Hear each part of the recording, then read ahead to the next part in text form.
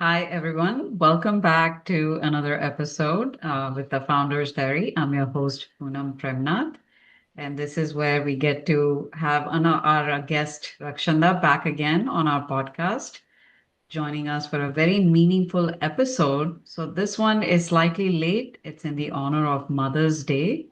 Uh, in many ways, this conversation is meaningful because motherhood is not necessarily spoken in full depth, and sometimes it's beautiful, sometimes it's joyful, sometimes there's grief, sometimes there's invisible strength, sometimes there's resilience, and the world doesn't really see all of it.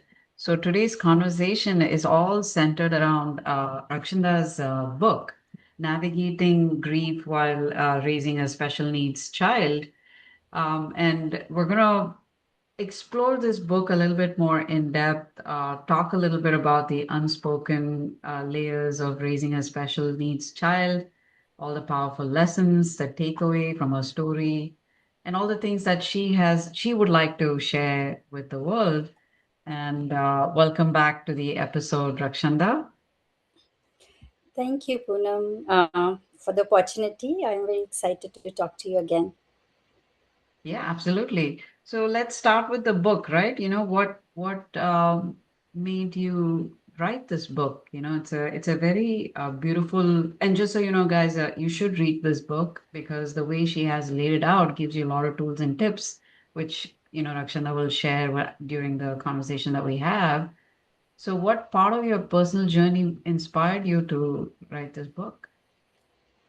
So it didn't start for me as a plan that I would publish something. For me, one of the parts of healing was journaling and writing every day. Like at the end of the day, I would just write what I felt, what I couldn't share with anyone, or how I would do certain things differently, or what's not fair, like all the thoughts, what I couldn't talk to anybody. I started doing this practice. Some of my friends and some online videos and books I read about, they said like journaling is very healing. So that's how actually it started for me. Since 2017 was like a really tough year for me, and that's when I developed this habit. I used to journal before, but I became more regular. And as I was journaling, I really felt that you do feel sense of healing. Like when you put everything, all the thoughts in paper, uh, it's like a therapeutic effect on you. And I would Mhm. really suggest anyone who's struggling with anything of that nature, uh, practice that, and you can see the difference. So that's how it started. And then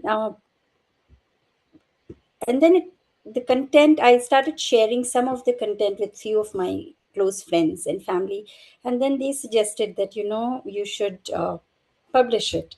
But I was really scared to publish like so much of vulnerability. I'm not a professional author or don't come from writing background.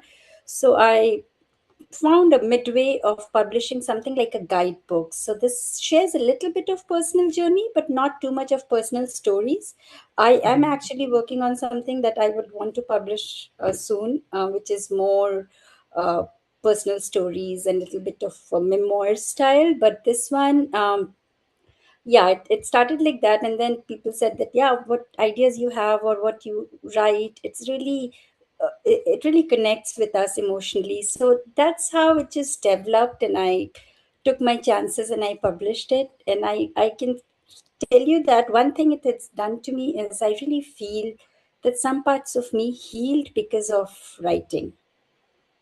Right. No, I 100% agree with you on that. And part of work I do is healing and working with people, especially when it's heavy emotions. And some of these emotions come in the way of you thinking clearly in terms of how you want to navigate your life. And when you bring all of that on paper, somehow there's some type of a release that happens where you feel okay, now this aspect of my headspace is clear. Let's move on to the next step. And I can relate to you because when I published my book, vulnerability was a big challenge for me too. Just opening myself up and sharing my stories wasn't something that I felt comfortable with, but I also wanted at the same time share my lessons, my journey, as a way to help anyone that may be navigating a similar circumstance. So, I totally can relate all the things that you just mentioned. So, in your book, Rakshanda, you mention that grief for parents, especially the special need child, is it tends to get unacknowledged sometimes, right? When you think of that kind of grief, it tends to be misunderstood as well, even by well-meaning people, right? So can you share some of that? Yes, so our understanding of general grief is when something like big happens in terms of death or divorce. But I feel like grief is so much more. You grieve any loss, that anything that you imagined your life to be in any way. It could be a certain kind of career that you wanted and you didn't get it. Someone who Hmm. wanted to be a career woman and couldn't be a career woman and had to be a housewife. That's a grief. Someone who wants to be a parent and cannot have a child. That's a grief. So I feel like there's so many different kinds of grief that we don't really acknowledge a lot or pay uh, attention to it. So having a child, like when you have a child, I heard this somewhere, and this like resonates with me so much. Like having a child is like you planning a trip, and you're planning a trip to Paris, and you read about Paris, you read about everything you would do in Paris, you document, you plan your days. And then when you have a child, like a special need child, you suddenly realize that you did not reach, your flight did not land in Paris, it landed in Australia. It's still a good place, but you didn't plan for Australia all this time. You were planning for Paris. So that it's still beautiful, but it takes time for you to realize that this place is also beautiful, but because you didn't want to be there and you didn't plan to be there, it's a grief. And it's a Mhm. grief not because you want your the love is conditional, that you want your child to be talented or have certain qualities.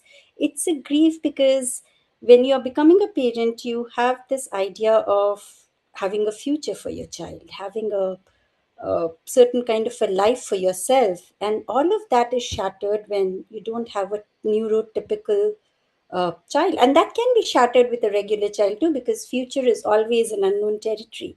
But that's what happens, that's what people struggle to accept, that my child is special need and my journey as a parent is going to be different because my flight reached somewhere else.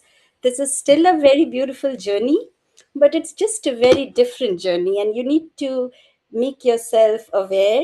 You have to gather knowledge on how to go about that city, right? Like, so how, what's special about that place? Maybe you prepared for a tropical place and you landed in a mountain region. So things of that nature, I feel like it's not good or bad. It's just it's just accepting that it's different, and no two human are same, no two parenting is same.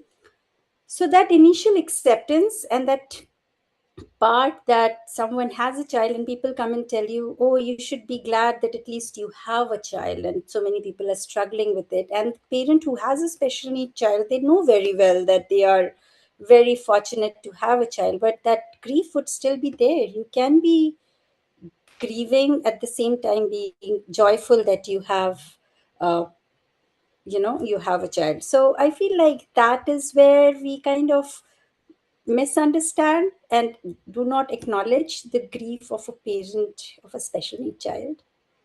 Yeah, yeah, no, that's well said because uh, grief comes in many different forms, and because we don't know how to give words to it, some we don't know how to move through it either. It doesn't necessarily have to be in form of a physical loss. It could also be in form of a thought process. It could be a vision. It could be a dream. It could be a transition. It could be moving into newer territories. It's giving up something old for something new and making way for it. Uh, and and I'm so glad that you're sharing it because this will give words to a lot of people who are trying to make sense of the situation that they're in, right? And the one thing I really appreciated in the book that you wrote was how clearly you name all the emotional layers of this journey, like, guilt, anger. Then I think you talk about fears, there's isolation, there's exhaustion.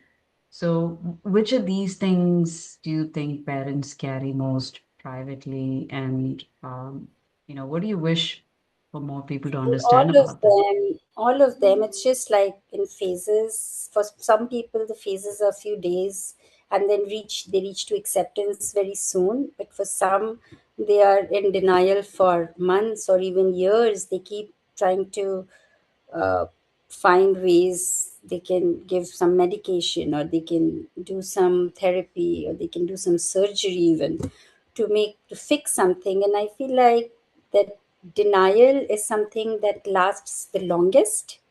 uh, Mm.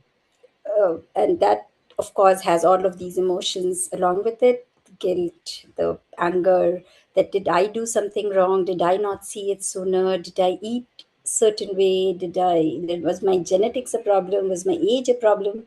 So all of these self blaming kind of thing. But then I feel like the sooner a person comes out of that denial and accepts that you don't have to fix this thing, it's just you have to accept it the way it is, way any person is, or way any situation is, and uh, make the best out of that. Like, if it's a rainy day, I would make the best out of that rainy day. I would wear rain boots and take umbrella and go out, rather than just sitting at home and wishing it was sunny outside. So I feel like it's just about accepting and pivoting of what you can do with that talent or that skill set that your child has. Or Mhm. so till you accept it, you cannot really move forward. So I feel like most one of the biggest struggle is getting to that phase of last acceptance. Right, right. I think you brought up the acceptance a few times, and that's a huge part of the Yeah, journey is learning to accept from it and also being open to seeking support wherever needed and looking for the silver lining, so to speak, as you said, right? yeah, And there's a very moving part in your book where you speak about not knowing who you were anymore after grief, right? How did loss affect your identity, and what does rebuilding look like even though you have to show up for your child? yeah. So when we lose a person from our life, it's not just one person, your whole routine. Because if you lose your mom, or if you lose your husband, if you lose your husband, you get a title of a widow, right? Like, Right, especially from the women's perspective, the whole identity changes. Like, I don't know if it's good or bad or right or wrong, but that's how the world is, right? right, Like, if you lose a parent, you are an orphan. Like, if both parents are not there anymore, so that the way world names you changes, and that tells you something. Your whole identity changes. Like, your routine, like when you live with someone and that person is no more, or even if you don't live, you have a parent living in another city, and you have a routine of calling them every morning, or having, like, doing video calls or meeting them every few months. All of that just goes away in an instance, right? So you don't know what to do with those voids, and the closer the person is to you, the bigger the void is, because they've take up so much of your space in your right. daily routine, in your life. So it's not, so one part of losing someone is the emotional thing, that okay, this person is uh, not there in my life anymore, and I am sad about that. But then there is so Mhm. much of, like, tangible uh, thing that you feel on your day to day basis. You won't know what to do with your routine. Like, if you have a routine in the, like, from your the time you wake up till the night, and that person is involved in your routine, you would not know how to restructure that. Until you create your new normal, you would not be at peace with yourself. So I feel like that was like the biggest struggle, uh, Mhm. to find yourself again. Like, what? If you don't have a husband, are you still a wife? No. If you don't have a mom, then are you still a daughter? Like that thing, right? Where what you're looking for, your identity goes away with that person. So that is something I feel like we it takes time for us to accept and recreate that, how the relation is transforming and how you are transforming with that. And honestly, with all these years and what I have realized, you still have all of those emotions in you. It's just the way you express it changes. You don't share moments with that person physically, but then you have their thought in your mind, like you have the memories, you have uh, experiences with them, and then you talk about that. You share it with someone else, like a friend or a family member, and that is your connection with someone who's gone. But it takes time to rebuild yourself. Right. It's like keeping a memory of that person alive by bringing them up in different important moments in your life and changing your relationship with that identity that we have created somehow. And I think that takes a big toll. But the other part of the question I wanted to get back again, ask you is like moving through it. And then I know you're caring for your child at the same time. So in that moment, it's your emotion on one end and you also have the child's need on one end. You got to balance both, right? And I think some of that is what you spoke in the book too. If you can just speak to how did you move through that? So a lot of times we feel like courage is something very loud, and it takes uh, it's like a superhuman capability to be courageous. But I feel like when you're struggling yourself and you have to take care of somebody, that's like the biggest form of courage. When you don't have the strength to feel motivated, but you still get up and you still uh, do all the things that you have to do for your kid, whether it's school, whether it's therapy, whether it's taking your child to a birthday party. So, like small things like that. So, I feel like focusing on uh, things that's still going well, like life can give you certain problem, and then you would feel that you don't have the strength to continue, but then redirecting your focus that there are so many other things that's going well. And first would what I would do is I would focus on myself, like my health or my well-being. I was still very thankful that I am having that physical strength and that mental strength and that capacity to uh, do s- things that is still going well in my life, and redirecting your focus that it life is still beautiful, even though it's hard, even though you it's not perfect, even though it's has its challenges. So it's constant reminder, and that's where the gratefulness comes, and I've mentioned that in my book as well. Like, I feel like gratefulness and complaint cannot coexist together in life. So if you just redirect your focus towards being grateful of all the blessings you still have in your life, and it's always like that, like you can have 10 challenges, but you'll always have hundreds of blessings in every situation. You just have to make that an intentional approach to focus towards blessing, seeing what's going well, and then eventually you get into that habit of doing so. So, yeah, to answer your question, yes, when I was struggling myself and I have to do stuff for my child, creating that routine, creating that uh, gratefulness attitude, creating that uh, mindset that nothing is permanent, all of the combination of that actually helped.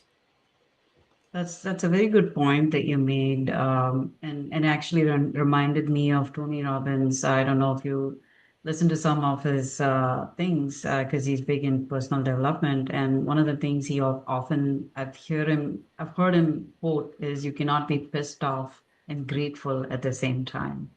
And I think what you just spoke about speaks to that really well. and is finding grace in these small moments, which is where you build your muscle of courage that you're talking about, so you can show up fully to whatever it is that you need to show up to. And what I like about your book too is in the book you have a really good sections where you have reflection prompts on there. You inserted things like journaling, breathing, visualization, any type of support or planning. If somebody who's very overwhelmed and they're struggling and they're barely holding it together, where do you think they can begin? It's always, yes, you're right. I did mention a lot of exercises, as I said in the beginning of this, the start of our conversation, that writing, right? It helps a lot, like getting things from your mind to paper. So that's why I put those journaling prompts, because when you read a certain section of my book, something may come to your mind that you resonate with. And that's an opportunity to just note it down there. So that was my intention. Yeah, if someone's very overwhelmed, I always like, there are people who comes to me with uh, issues that they feel really like there's no hope, there is nothing they can do to solve this, and this is like a dead end. I always tell them to pause and uh, it like slow down. You cannot solve tomorrow's problem with today's strength.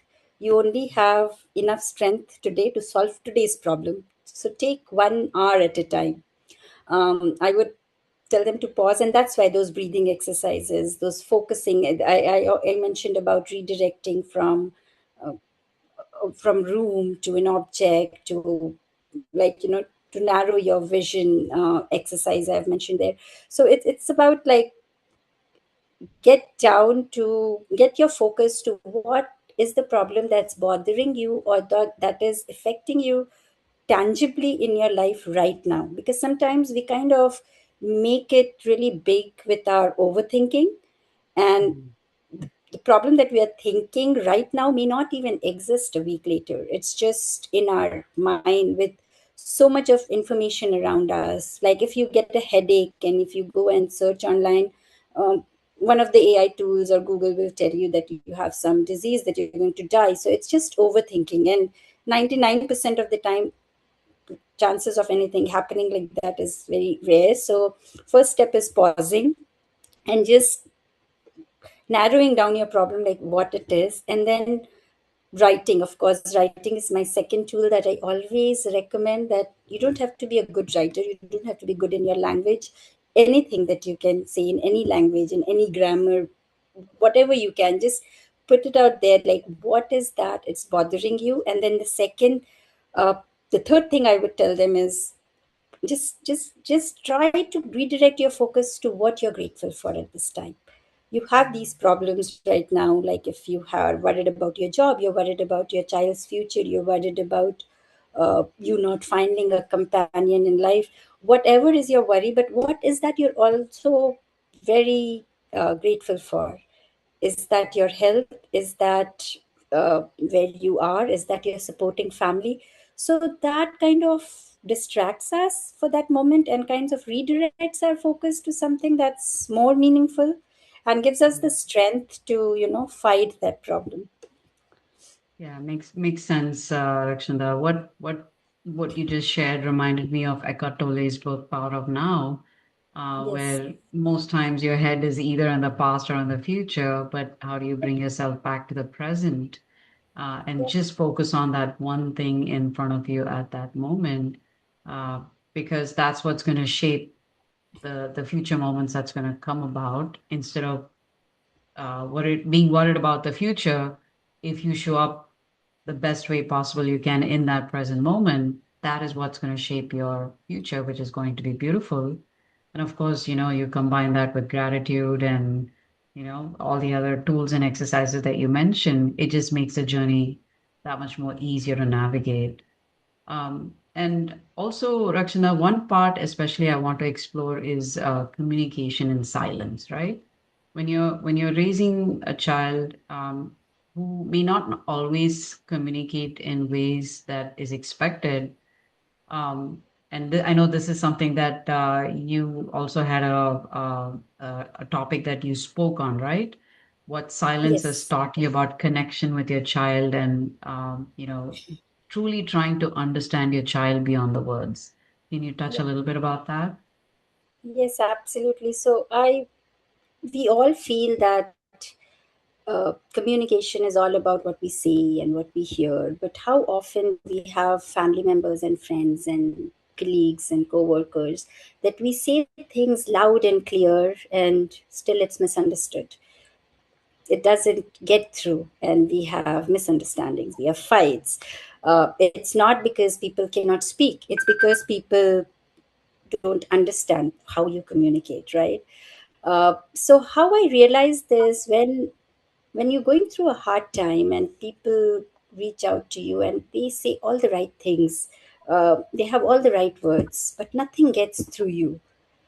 But then in those days when people were reaching out and telling me how I need to be strong or how things will be better and all of the different things, my son, who was about 9 years old at the time, and he didn't of course has a regular verbal language to speak, but he got through me, and he just got through me through presence. He was just around me, like following me, sitting right next to me, not saying anything. And that's when I realized that. And he would look at me as if he understood something, and we had that shared silent language with each other. We were adapting to each other's routine, changed routine. And that's when it hit me that the biggest form of communication is presence. Just being present. People talk, like so many times we see these days, we are talking to someone and we are on our phone texting, or we're not looking at each other, we're distracted, and we don't feel that that person is connecting to us. On the other hand, you have a friend or a family member who's just sitting right next to you and not saying anything, but they're fully present. They are just there with you, and you feel a sense of connection with them. And that's what I felt, that silence is a language in itself. And like when you have an argument with your teenage kid, or your husband or your wife, and you're going in a car ride, that is also silent. But is that silent silence a present, like a pleasant silence? No, right? We all know there are different kinds of silence. So that's what I realized with my son. Also, to add on to the same thing is, we have all heard about 5 love languages, right? Out of Mhm. those 5 love languages, we all do it for fun. Like, what's my love language? What's my partner's love language? Only one of them involves spoken words, that is, words of affirmation. 4 of them does not involve any talking. It's physical touch, quality time, gifts, and acts of service. All these four Mhm. does not involve any spoken words, but still it's a love language. It's like a there's a book on that. I forgot the name of the author. uh, so how is that? Don, So Don something, right? I forgot. yeah, I just can't recall right now, but the point is that uh, understanding and expressing love is so much more than just talking. And Mhm. uh, sometimes it's even louder than talking. So that's the realization I have, that we don't have to talk more, or we don't have to teach someone who doesn't have speech to talk better. I think we have to become better listeners uh, Mhm. to everything. Like, be more calm, be more present, and just try to listen. Because even a small young baby, you understand, as a mom, you understand when your baby is in pain, when your baby is hungry. How are you doing that? Because you're just present, you're observing your baby, you're observing every action and every noise that they're making. How are you doing that? Because you're just present as a mom. A random stranger won't know, but you would know. Oh, he's crying because he needs a change of diaper, or he's crying because he's hungry. So I feel like it's just about being present and listening more than anything else. Yeah, no, you make a really good point. I really like this part of what you shared because I have those moments with my children too. When I'm sitting with them, there are moments where they just come back from home. They just want to sit next to me, give me a hug, and just be silent. We're just present with each other at that point. We're not going back and forth about the day, or you didn't do this or you didn't do that, this needs to get done. We're not like moving through tasks or checklists. We're just in the moment, being there for each other, and I know that moment means a lot to them. And so I can totally, understand what you're trying to communicate with that. And I think people should practice more of that, as far as, just the giving the other person a feeling of, I care, I see you, I hear you, I'm here for you, right? It's as simple as that.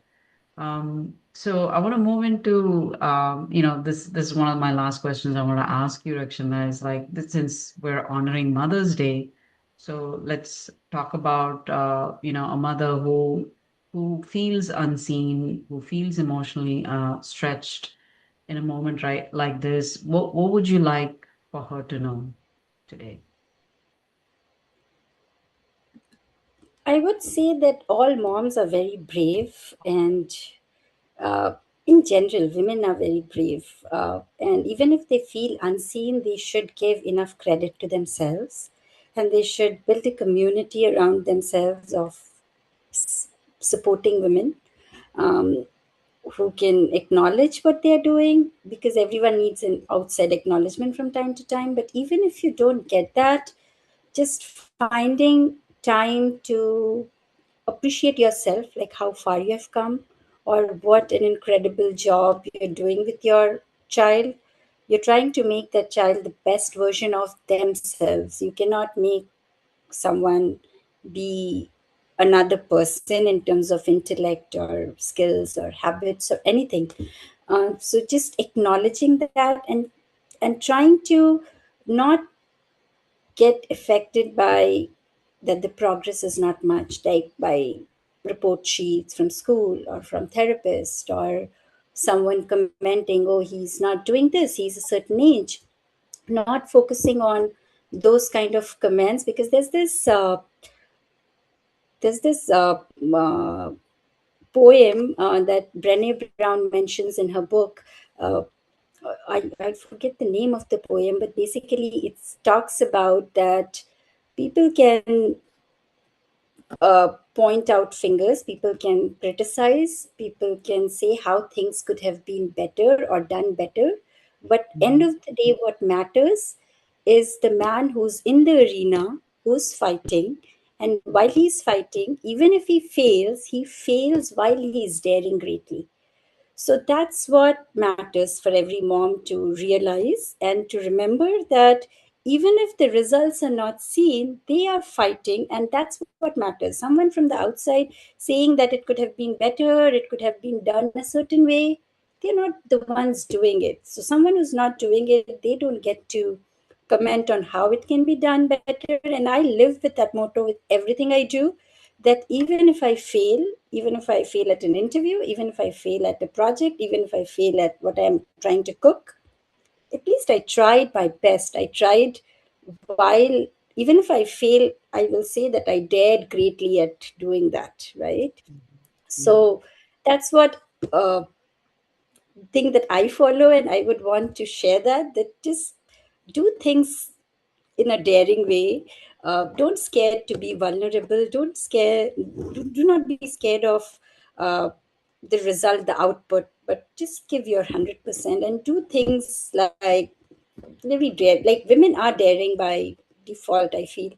Just make that out loud. Don't be afraid to take your chances. Try out new things. Uh, don't get bothered by people judging you or commenting that you could have done it a certain way. So yeah, that's what I would say. It's a beautiful way to, share something out loud because I think women tend to be hard on themselves because Yep. they're taught to be the best at everything, and there's only so much they can do with all the resources and tools that they have. And I love the fact that you mentioned about having a community around you, having the right support and the right voices to help you in your journey. So I really love the way you touched on that. So today I'm going to introduce something new here. Actually, I got a feedback from one of my listeners. She said, Poonam, you have to do like a rapid fire round and allow the guests to share few personal things about themselves so people can get to know you better. So I'll just ask you 5 questions that are Sure. personal and intimate to you, and we'll go from there. So let's start with your favorite movie. I like Disney movies, like really uh, animated Disney movies. So Frozen is one movie I like. I know it's a kids movie, but I like it. I've seen it like 10 times. Every time I am on a flight, I see that. Good choice. I love Frozen too. What about your favorite food? Oh, favorite food is mostly most of the Indian Bengali food. I like Kolkata biryani a lot. So that's my all-time favorite. I would mostly not say no to that ever. You don't get that in Mhm. US anywhere. No, I've only heard about the Hyderabadi biryani. I need to try the Kolkata biryani now. Yeah. Sounds delicious for sure. What about your favorite destination? Oh, favorite destination. Actually, anywhere ocean. So Hmm. when I lived in Florida, I loved going to the beaches. So all of the like, I don't have any particular beach that I love more, but I like any ocean uh, destination, warm ocean, not the cold ones like in like in San Francisco, not those. Hmm. So ocean is mine. That means you have to come to Tampa. Oh So, yes, I have to. all right. And then what about your favorite book? What's your favorite book? Oh my God, that's a hard one. I mean, there's so many good books. It's hard to say like one, but one book that gives me uh, strength every time is Man's Search for Meaning. Oh, Um, yes, Viktor Franklin. I love that book.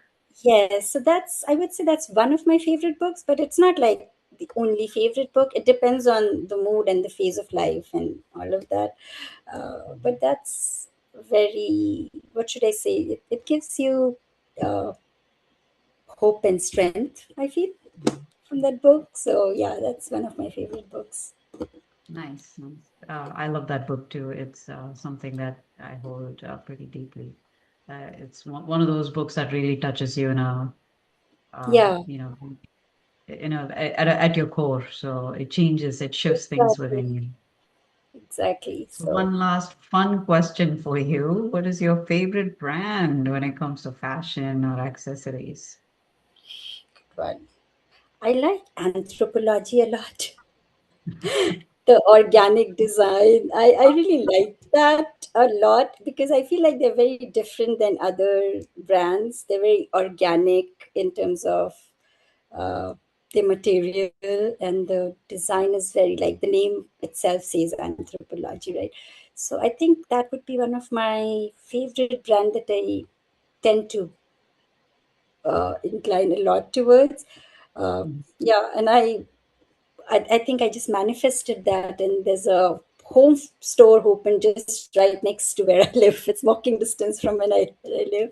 So yeah, that's like my, yeah. But big luxury fashion brand, there is none that's I'm like really attracted to or like really a fan of. But yeah, there's so many good ones. Yeah, no, for sure, for sure. So again, thank you so much for joining the conversation today, and also for the people watching. I hope this episode gave you something real to sit with, whether it was a new perspective, moment of reflection, sense of being seen, deep understanding on anything, your strength as far as a mother or a caregiver. A special thank you to you, Rakshanda, for sharing your heart, your story, and your wisdom behind your book. And you guys, you can find this book on Amazon. It's called Navigating Grief While Raising a Special Needs Child by Rakshanda Hassan. And I'll put a link on the show notes so people can you know purchase this book. And I think this conversations like this matter because it gives language to experiences that are usually lived in silence, as you said. So I hope this episode resonates with all the people. So I'd love for you to follow, subscribe to my channel at Radiate in a Harmony. Until next time, bye for now.